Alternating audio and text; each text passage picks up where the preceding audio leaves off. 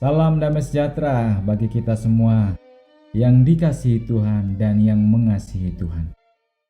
Saat ini kita bersama lagi dalam program seri ucapan berbahagia yang ketiga, yaitu di Matius 5 ayat 5. Dalam sesi yang ketiga ini, tema kita adalah jelema lembut yang berbahagia. Rekan-rekan, bagaimana mungkin yang lemah bisa berbahagia? Itulah yang kita coba renungkan bersama-sama. Mari kita baca di dalam Matius 5 ayat 5. Berbahagialah orang yang lemah lembut, karena mereka akan memiliki bumi. Kita akan merenungkan kebenaran firman Tuhan ini dengan metode eksposisi. Dan kita mengambil hikmahnya dengan apa yang Tuhan pesan dan apa yang Tuhan ingin kita lakukan, yaitu peka. Saudara kasih Tuhan, mari kita melihat kebenaran firman Tuhan ini. Tadi dikatakan bahwa berbahagialah orang yang lemah lembut. Saudaraku yang dikasihi Tuhan, ungkapan lemah lembut dalam bahasa Indonesia dapat menimbulkan kesan yang keliru. Seolah-olah hal ini berhubungan dengan dua ekstrim, yaitu orang yang keadaannya lemah atau orang yang sikap dan tutur katanya selalu pelan dan lemah gemulai. Rekan-rekanku, memang ada keterbatasan di dalam perbendaharaan kosakata bahasa Indonesia untuk bisa menerjemahkan kata yang tepat, kata yang maknanya sesuai dengan bahasa aslinya. Oleh karena itu, mari kita lihat apa sebenarnya yang dikehendaki Tuhan. Rekan-rekan, dikatakan tadi, berbahagialah orang yang lemah lembut, karena mereka akan memiliki bumi. Kata lemah lembut di dalam nats ini adalah berasal dari kata dasar praus di dalam bahasa Yunani-nya. Ada banyak orang yang sudah mencoba mengertikan daripada kata ini, karena di dalam bahasa Indonesia memang kurang bisa memadai untuk mendapatkan makna yang sesungguhnya dari kata lemah lembut ini. Mari coba kita melihat pandangan pertama daripada seorang Aristoteles, yaitu seorang filsuf dari Yunani. Aristoteles mendefinisikan kata lemah lembut atau praus ini dengan sikap yang berada di antara orgilotes dan aurgesia. Di satu sisi ada sikap orgilotes, yaitu sikap yang tidak bisa marah. Lalu di sisi lain ada sikap aurgesia, yaitu sikap yang cepat marah. Lalu di antara aurgesia dan orgilotes ini ada yang disebut dengan praotes, yaitu orang yang bisa marah tapi bukan orang yang cepat marah. Oleh karena itu, praotes ini, jika dia marah, adalah marah pada waktu yang tepat, dan dia mengerti cara yang bijak atau cara yang tepat juga ketika marah. Dan orang yang protes itu adalah marah dalam hal-hal yang benar, bukan dalam segala hal dia marah. Bagaimana rekan-rekan? Bukankah seringkali ada orang yang beranggapan bahwa orang Kristen itu tidak bisa marah? Bahkan ada yang beranggapan bahwa jika orang Kristen itu marah, maka dianggap berdosa. Sebenarnya rekan-rekan, definisi dan gambaran yang diberikan oleh Aristoteles ini sangat sesuai dengan kebenaran firman Tuhan. Hal itu dapat kita lihat dari dua contoh teladan dari pribadi yang sangat penting dalam kekristenan, seperti yang ada dalam nats berikut ini. Contoh yang pertama adalah Musa. Di dalam Bilangan 12 ayat 3 dikatakan, "Adapun Musa, ialah seorang yang sangat lembut hatinya, lebih dari setiap manusia yang di atas muka bumi." Rekan-rekan, kita bisa melihat dikatakan di sana Musa adalah seorang yang sangat lembut hatinya. Tetapi rekan-rekan, apakah yang dimaksud dengan sangat lembut hatinya ini? Apakah berarti sangat lembut hatinya bahwa Musa tidak pernah marah? Rekan-rekanku, firman Tuhan akan menjelaskan kemudian. Mari kita coba lihat. Firman Tuhan di dalam Keluaran 32 ayat 19 berkata, "Dan ketika ia dekat ke perkemahan itu dan melihat anak lembu dan melihat orang menari-nari, maka bangkitlah amarah Musa. Dilemparkannya lah kedua loh itu dari tangannya dan dipecahkannya pada kaki gunung itu." Rekan-rekan, konteks dari Keluaran 32 ini adalah ketika Musa akan mendapatkan dua loh batu yang menjadi hukum Taurat itu. Umat Israel ternyata melakukan kesalahan yang besar, yaitu mereka menyembah lembu emas. Dan ketika Musa melihat keadaan itu, dinyatakanlah di ayat yang 19 ini bahwa bangkitlah amarah Musa dan dilemparkannya kedua loh itu dari tangannya dan dipecahkannya pada kaki gunung itu. Rekan-rekanku, bukankah tadi kita melihat di Bilangan 12 ayat 3 dikatakan, "Adapun Musa ialah seorang yang sangat lembut hatinya, lebih daripada setiap manusia yang ada di atas muka bumi ini." Akan tetapi kita melihat bahwa Di Keluaran 32 dinyatakan, seorang Musa yang sangat lembut hatinya itu bisa marah. Mari rekan-rekan kita lihat contoh yang kedua. Contoh yang kedua adalah dari Sang Juru Selamat kita, yaitu Tuhan Yesus Kristus. Di dalam Matius 11 ayat 29 dikatakan, "Pikulah kuk yang kupasang dan belajarlah padaku, karena aku lemah lembut dan rendah hati, dan jiwamu akan mendapat ketenangan." Lihat rekan-rekanku, dikatakan, karena aku, yaitu Yesus Kristus yang menyatakan firman Tuhan ini, adalah lemah lembut dan rendah hati. Bagaimana rekan-rekanku kelemah lembutan yang dimiliki oleh Yesus? Apakah Yesus juga tidak pernah marah? Mari coba kita lihat kebenaran firman Tuhan akan dijelaskan oleh kitab yang lain. Rekan-rekanku, di dalam Lukas 19 ayat 45 sampai 46, firman Tuhan berkata, "Lalu Yesus masuk ke bait Allah dan mulailah ia mengusir semua pedagang di situ. Katanya pada mereka, ada tertulis, rumahku adalah rumah doa, tetapi kamu menjadikannya sarang penyamun." Rekan-rekan, bagaimana kita melihatnya hal ini? Dari kedua tokoh ini, kita melihat bahwa Musa yang dikatakan sangat lembut hatinya, bahkan tidak ada di muka bumi ini seperti kelembutan hati daripada Musa.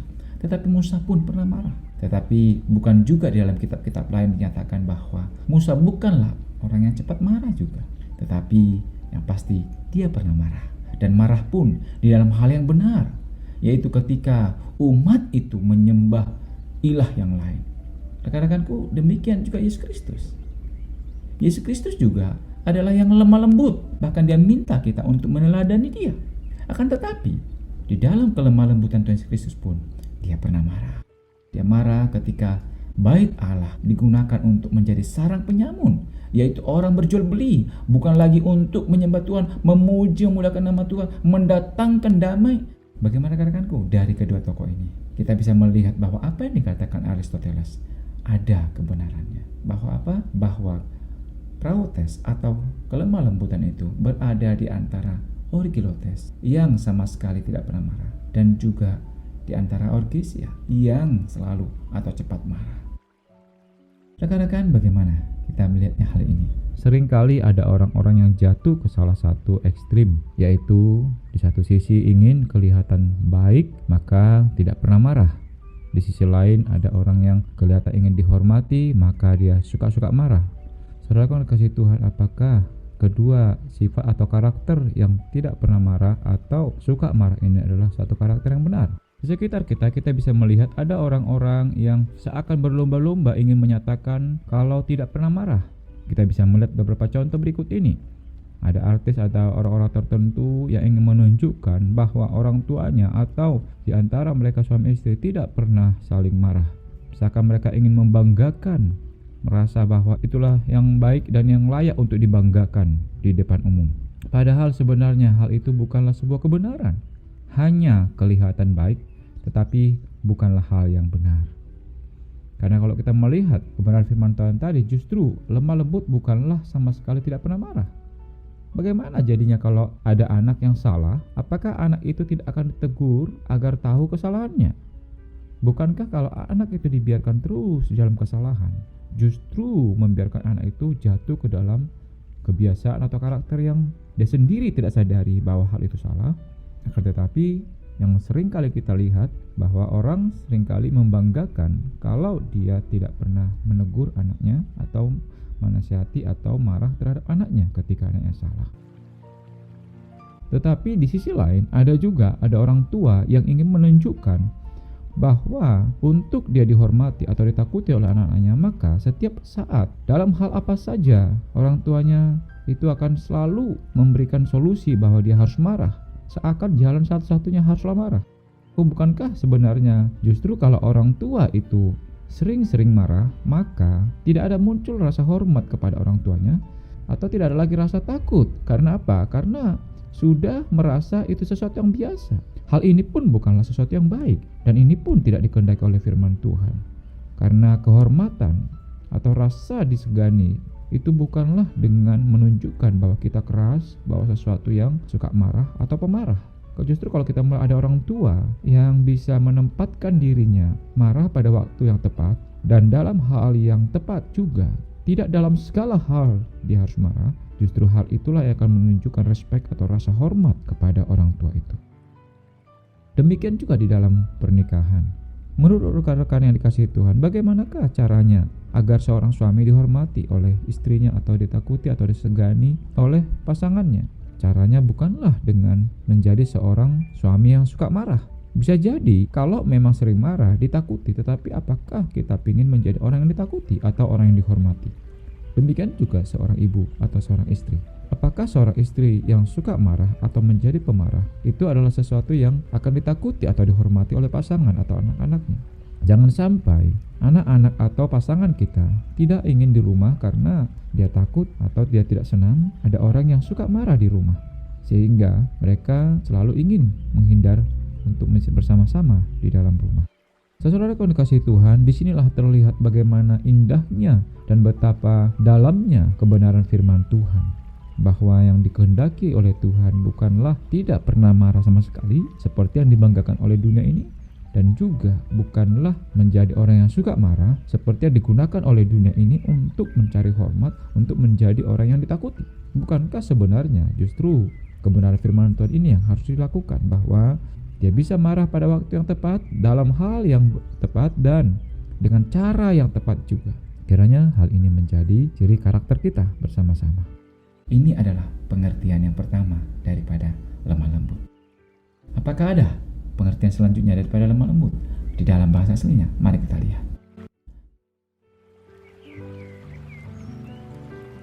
Rekan-rekan yang dikasihi Tuhan, penggunaan atau pengertian yang kedua dari kata praus adalah bahwa kata praus ini berkenaan dengan kerendahan hati. Rekan-rekan yang dikasihi Tuhan, pengertian bahwa lemah lembut ini adalah berhubungan dengan kerendahan hati itu didasarkan pada pandangan bahwa Matius 5 ayat 5 ini adalah diambil dari Matius 37 ayat 11.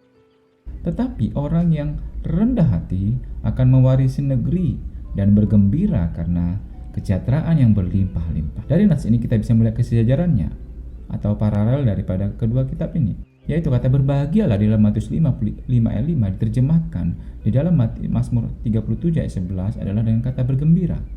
Kemudian kata lemah lembut di dalam Matius 5 ayat 5 diterjemahkan di dalam Mazmur 37 ayat 11 adalah dengan rendah hati. Lalu kata memiliki bumi di dalam Matius 5 ayat 5 diterjemahkan di dalam Mazmur 37 ayat 11 adalah mewarisi negeri. Rekan-rekan dikasihi Tuhan, kita mengerti lagi bahwa pengertian yang kedua dari lemah lembut adalah kerendahan hati. Rekan-rekan dikasihi Tuhan, kalau pengertian yang kedua ini bahwa kelemah lembutan itu dihubungkan dengan kerendahan hati, dan kalau kita hubungkan juga mulai dari ucapan yang pertama sampai ucapan yang ketiga ini, maka kita bisa membuat terjemahan sementara dari ayat 5 atau ucapan yang ketiga ini. Terjemahan sederhananya adalah sedemikian: berbahagialah orang yang menyadari kemiskinan dan keadaannya, yang berduka sehingga ia menjadi orang yang rendah hati.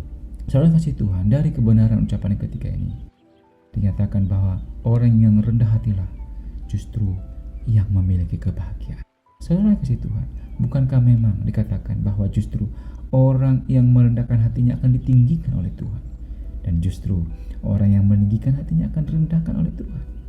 Dan kata lain juga, justru orang yang rendah hatilah yang akan diberikan kebahagiaan oleh Tuhan. Orang-orang yang sombong justru penuh dengan kegelisahan, penuh dengan kekhawatiran. Kenapa? Karena dia tidak ingin direndahkan. Karena dia akan selalu mencari dan mencari bagaimana supaya dia bisa memegahkan dirinya. Dan mungkin akan ada di sana kebohongan demi kebohongan supaya dia bisa meninggikan dirinya. Dan dia akan selalu kehilangan kebahagiaan karena dia apa? Berusaha dan berusaha terus. Dan dengan lelah dia akan berusaha terus untuk membangun terus hal-hal yang bisa dia banggakan, yang untuk membangun terus hal-hal yang bisa membuat dia merasa bahwa dia layak untuk ditinggikan. Dan akhirnya kebahagiaan itu tidak ada di dalam dirinya.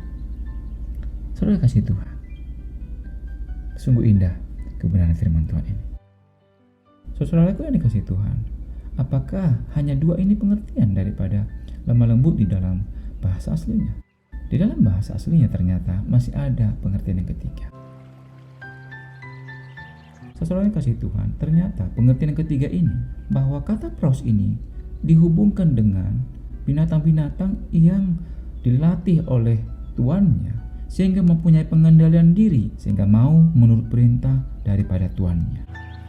Ternyata rekan-rekan, kalau binatang itu kita latih dan dia mau menuruti perintah kita, maka di situ juga dikatakan bahwa binatang itu adalah binatang yang lemah lembut, atau dalam bahasa aslinya adalah praus. Rekan-rekan kalau dikasih Tuhan, pengertian yang ketiga ini juga didukung oleh seorang yang bernama John Stott. John Stott berkata bahwa lemah lembut berarti dapat mengontrol diri atau mengendalikan diri. Karena tanpa kontrol diri atau pengendalian diri, maka tidak mungkin orang dapat menjadi lemah lembut. Rekan-rekan kasih Tuhan, berdasarkan pengertian yang ketiga ini, kita bisa membuat terjemahan sederhana untuk ucapan berbahagia yang ketiga ini. Terjemahannya bisa demikian: berbahagialah orang yang memiliki pengendalian diri, karena mereka akan memiliki bumi. Sungguh indah rekan-rekan, karena orang yang bisa memiliki bumi ini adalah orang yang bisa mengendalikan dirinya. Ya, kebenaran firman Tuhan ini sungguh indah. Bukankah dunia juga berkata bahwa untuk bisa mengalahkan dunia ini, maka haruslah dimulai dengan mengalahkan diri. Atau dengan kata lain, untuk bisa mengendalikan dunia ini adalah dengan mengendalikan diri sendiri. Rekan-rekan yang kasih Tuhan, kalau kita hubungkan ketiga pengertian yang kita dapat tadi, maka kita bisa membuat terjemahan sederhana dari Matius 5 ayat 5 ini, yaitu berbahagialah orang yang rendah hati dan bisa menguasai atau mengendalikan dirinya, karena mereka akan memiliki bumi. Bagaimana rekan-rekanku? Bukankah sungguh indah kebenaran firman Tuhan ini? Orang yang bisa mengendalikan diri adalah bisa mengendalikan keinginannya. Sebab sebagaimana bisa dikatakan bahwa hampir semua agama-agama di muka bumi ini mengakui atau menyatakan bahwa keinginanlah yang menjadi sumber daripada kesusahan itu.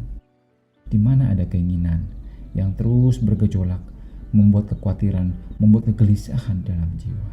Tetapi hari ini kita diajarkan oleh firman Tuhan bahwa orang yang bisa mengendalikan keinginannya, orang itulah yang akan bisa memiliki bumi. Bukan dikuasai oleh bumi, tetapi dia menguasai bumi. Saudara kasih Tuhan, sungguh indah. Menguasai bumi dimulai daripada menguasai diri sendiri. Saudara kasih Tuhan, mengendalikan diri bukanlah soal yang gampang. Mengendalikan lidah saja itu bukan main sulitnya. Seperti dikatakan di dalam Yakobus 3 ayat 7-8 berkata, semua jenis binatang liar, burung-burung serta binatang-binatang menjalar dan binatang-binatang laut dapat dijinakkan dan telah dijinakkan oleh sifat manusia.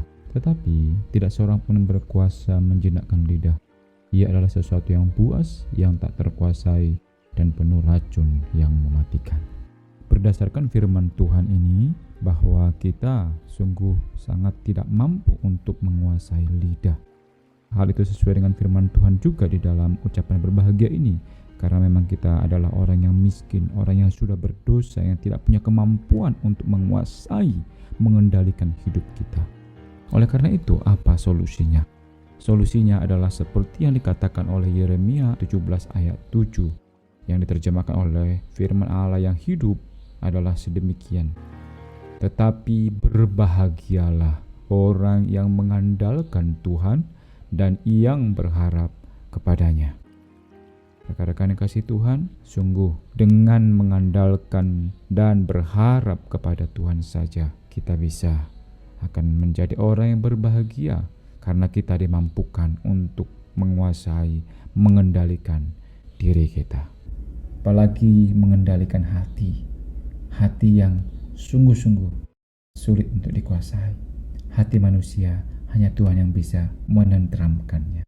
Kita serahkan kepada pengendalian Tuhan. Itulah kebahagiaan yang sejati. Mari rekan-rekanku yang dikasih Tuhan, kita kembali kepada teks ini. Kita lihat lagi ucapan berbahagia yang pertama, yang kedua, ketiga, lalu kita hubungkan dengan pengertian daripada lemah lembut ini. Maka kita akan dapatkan gambaran seperti ini. Di ucapan berbahagia yang pertama, kita diajarkan bahwa kita akan berbahagia kalau kita menyadari bahwa kita menjadi miskin karena dosa. Dan di ucapan yang kedua dikatakan kebahagiaan sejati itu dimiliki orang-orang yang berduka karena dosa. Dan ketika dihubungkan kepada ucapan berbahagia yang ketiga, maka kebahagiaan yang sejati itu adalah dimiliki oleh orang-orang yang mau meminta kepada Tuhan supaya ada pengendalian diri sehingga jangan lagi berbuat dosa. Saudara yang kasih Tuhan, bagaimana dengan kehidupan kita masing-masing? Bagaimana relasi kita dengan pasangan hidup kita? Adakah kelemah lembutan kita kenakan di sana, yaitu kerendahan hatian dan mau mengendalikan diri sehingga pasangan hidup kita juga bisa berbahagia bersama-sama dengan kita?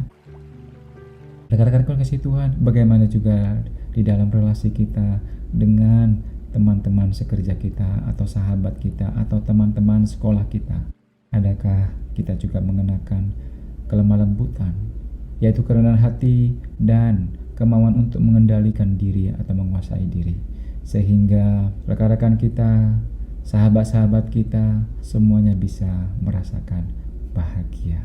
Tetapi ingatlah rekan-rekanku yang kasih Tuhan, kebahagiaan yang sejati tidaklah lepas daripada ucapan bahagia yang pertama. Kita harus selalu sadar bahwa kita adalah orang miskin secara rohani di hadapan Tuhan. Miskin karena kita sudah jatuh dalam dosa. Tidak ada kebenaran, tidak ada kemampuan kita untuk menyelamatkan diri kita, untuk mampu membuat kita menjadi orang yang benar, kecuali daripada Tuhan. Dan biarlah juga di dalam diri kita, ketika kita diingatkan lagi akan ada kesalahan atau dosa-dosa kita, yang muncul adalah rasa penyesalan, bukanlah keangkuhan diri, tetapi ada kerendahan hati untuk mau datang kepada Tuhan, minta pengampunan, dan datang kepada Tuhan minta juga supaya diberikan kemampuan untuk mengendalikan diri, menguasai diri kita masing-masing. Kiranya di dalam kehidupan kita meluaplah sukacita surgawi. Kiranya di dalam kehidupan kita mencapai tujuan hidup itu, kebahagiaan yang sejati. Tuhan memberkati kita semuanya. Amin.